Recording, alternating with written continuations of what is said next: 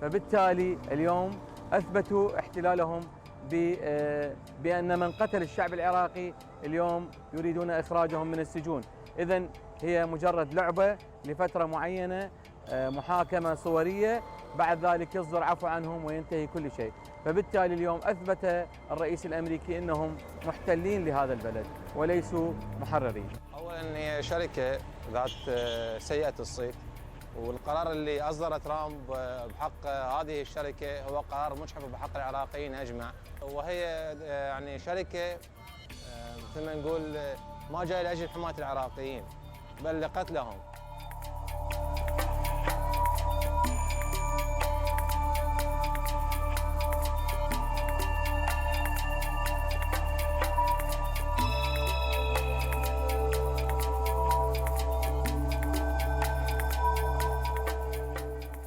يعني أول شيء إحنا راحوا لنا شباب وراحوا لنا ناس خيرة بهذا الإجرام اللي سببوه، واعترض على شلون يعني العفو عنهم صراحة، لأن ولدنا اللي راحوا، مو شرط إلا ابني وابنك وأخوك وأخوي.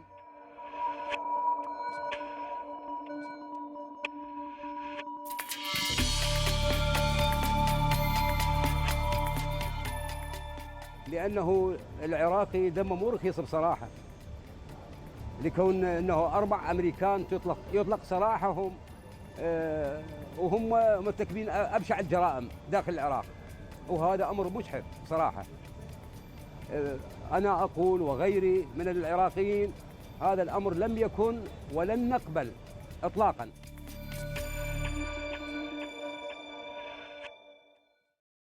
Told you about the cases of 2 men, Julian Assange and John Carrico. Julian Assange is a kind of international journalist. John Carrico is a former CIA officer. We should be totally blunt and tell you we're not sure we share the politics of either man. But both of their cases tell you something really important about what's going on in this country, about what matters, and about what the people in charge would like to prevent you from doing. Julian Assange and John Carrico both went to jail for telling the truth. Neither one stole classified documents from the U.S. government. Neither one of them hacked into anything. Julian Assange told you a lot about what the U.S. government was doing abroad and told you everything about what the DNC was doing to rig its own primaries back in 2016. Remember the WikiLeaks dump? You know about that because of Julian Assange. And by the way, if you're a Bernie Sanders voter, assuming any of those watching tonight, you probably were glad to know that. Everyone else was lying to you. Julian Assange brought you information that you had a right to know.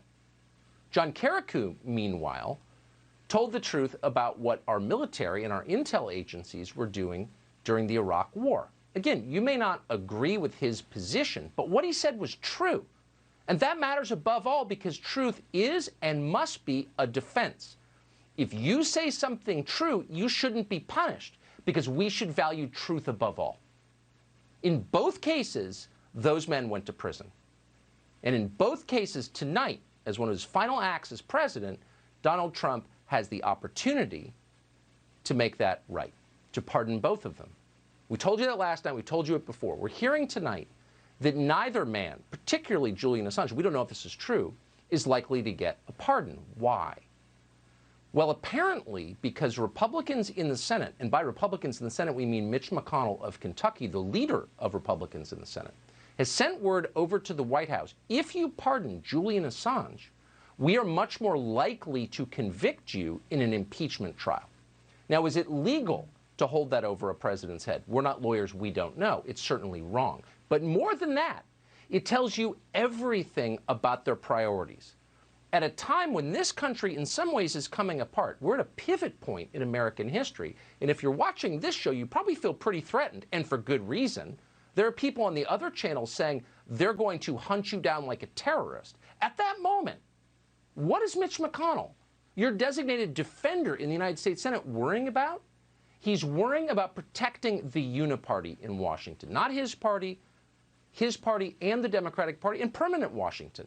They're the reason both these men have been locked up, because both these men embarrassed permanent Washington. That's their crime. And his priority in the final hours of the Trump administration is to make certain that they remain punished for doing that. It tells you everything. We don't know what's going to happen in the end. We've got a number of hours left for the president to make that decision. But we want you to know how that decision is being made, because it's deeply revealing.